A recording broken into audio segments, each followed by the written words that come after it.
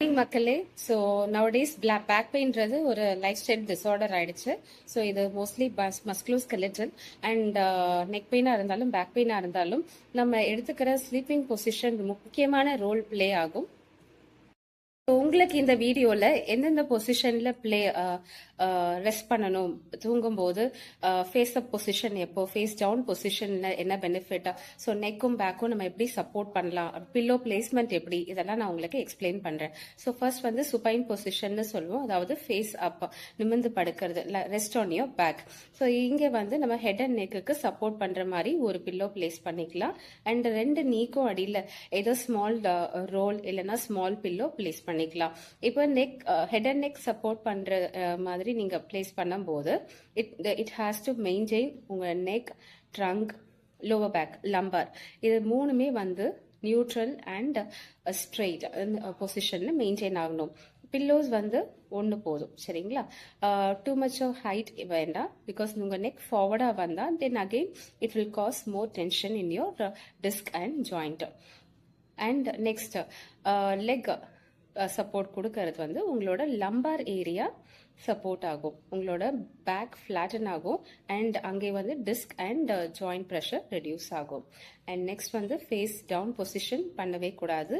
And another best position side சைட் லையிங். Side லையிங்ல படுக்கும் போது பில்லோ பிளேஸ்மெண்ட் வந்து சஃபிஷியண்டா இருக்கணும், உங்க ஷோல்டருக்கும் நெக்குக்கும் சஃபிஷியண்டான பில்லோ பிளேஸ்மெண்ட் இருக்கணும். அண்ட் ரெண்டு முட்டிக்கும் நடுவில் ஒரு பில்லோ பிளேஸ் பண்ணிக்கலாம். ஸோ இதுலேயும் again neck, trunk, lumbar straight லைனில் நியூட்ரலில் மெயின்டைன் ஆகும். And this is very good for disc bulge, sciatica and also during pregnancy.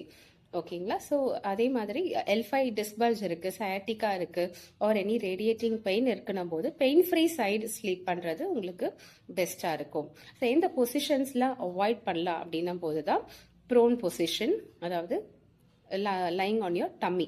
So prone position படுக்கும்போது உங்கள் நெக் ரொட்டேட் ஆகும், எதர் சைட் நம்ம ரொட்டேட் பண்ணிப்போம், அதனால உங்களுக்கு டென்ஷன் டெவலப் ஆகும்.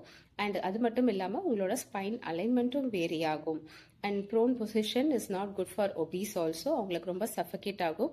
Age people also and cardiac issues இருக்கவங்களுக்கு கம்ஃபர்டபுளாக இருக்காது. உங்களுக்கு நெக் பெயின் இருக்கு இல்லை டிஸ்ப்ரோலாப்ஸ் இருக்குன்னும் போது இந்த ப்ரோன் பொசிஷன் உங்களுக்கு அக்ரவேட் ஆகும். And next using multiple pillows, இதுவுமே அவாய்ட் பண்ணிடணும். So sufficient pillow is allowed.